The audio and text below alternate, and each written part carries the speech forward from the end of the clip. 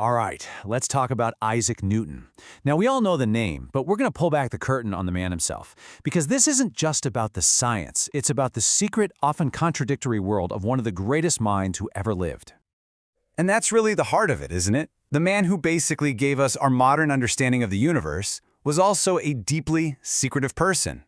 His genius was matched, maybe even surpassed, by his absolute terror of being in the public spotlight.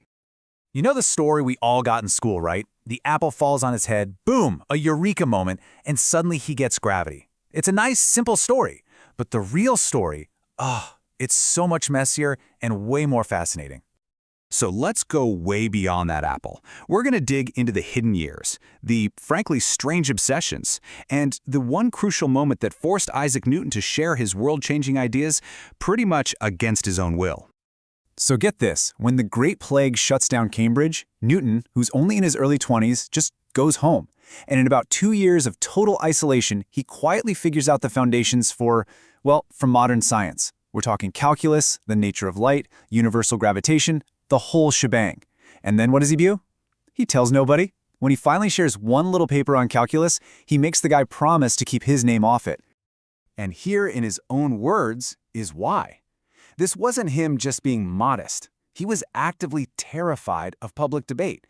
He saw arguing about ideas not as a path to truth, but as vain disputes that he wanted no part of. Think about that.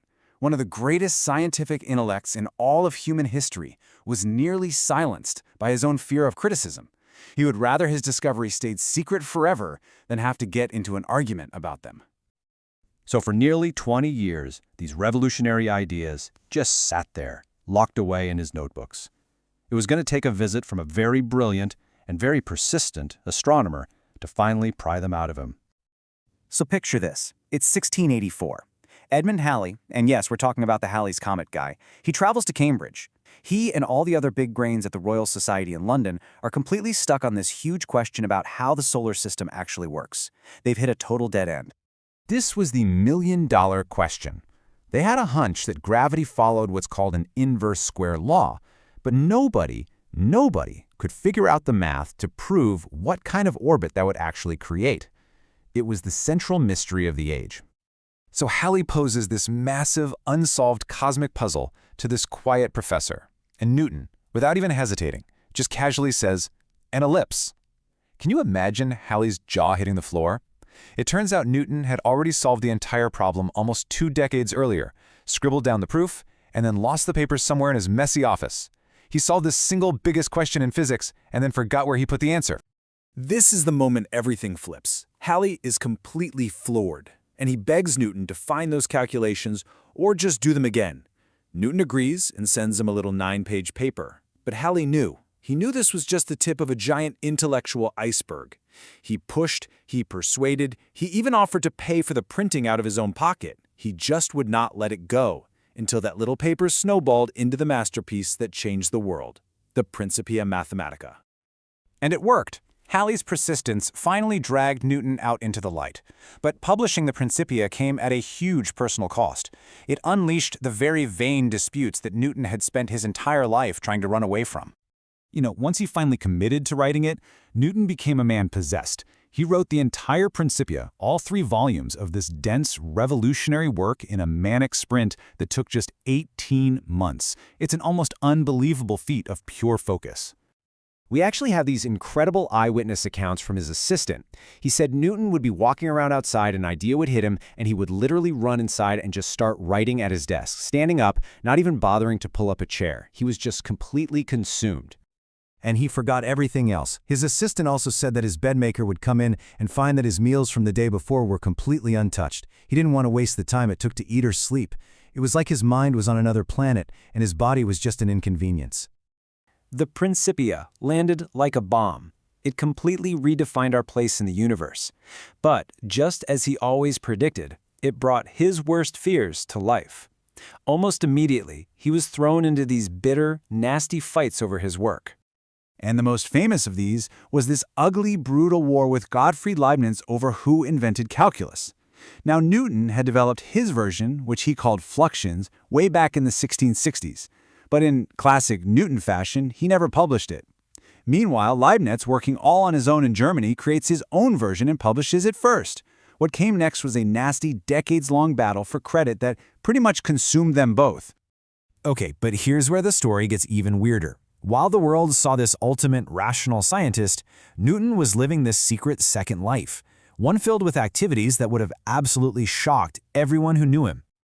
You see, for Newton, there was no line between science and religion. For him, figuring out the law of gravity and trying to turn lead into gold were basically the same thing. They were both just different ways of trying to decipher God's divine plan, to read the mind of the Creator. The vast majority of his writings, I'm talking millions of words, weren't about physics at all. He spent decades in his secret lab trying to do alchemy, convinced it held the key to creation. He wrote over 1 million words on theology, secretly arguing against the Holy Trinity, a belief so heretical it could have completely destroyed his career. He obsessed over ancient history, trying to prove that biblical prophecies were a kind of divine code. Physics for him was just one piece of a much larger, mystical puzzle. So how do we make sense of this? How do you square the public father of the age of reason with the private alchemist and radical heretic? Well, that's the paradox right at the very heart of Isaac Newton. In public, he was incredibly humble about it all. When people would ask him how he came up with all this stuff, he wouldn't talk about genius or flashes of insight. He'd just chalk it up to hard work, patience, and perseverance. He put on the face of a simple investigator, not a mystic trying to decode the universe. And that, right there, is the ultimate takeaway. It's the Newtonian paradox. The man who gave us this vision of a predictable, mechanical, clockwork universe was himself driven by passions that we would now consider completely mystical, maybe even magical. He was looking for God's code in ancient prophecies just as hard as he was looking for it in the orbits of planets. In the end, he became a revolutionary in spite of himself. He wanted to keep his knowledge locked away, to avoid arguments, and to just continue his secret studies in peace. But thanks to friends like Edmund Halley who wouldn't take no for an answer, he was forced to share what he knew, and in doing so, he unwillingly dragged the rest of us into the modern age. So that leaves us with one final thought. Who was the real Isaac Newton? Was he the rational scientist, the father of the Enlightenment? Or was that just a public mask for the secret alchemist, the religious heretic, the brilliant recluse, who spent most of his life on a totally different quest? Maybe the real answer is, you just can't have one without the other.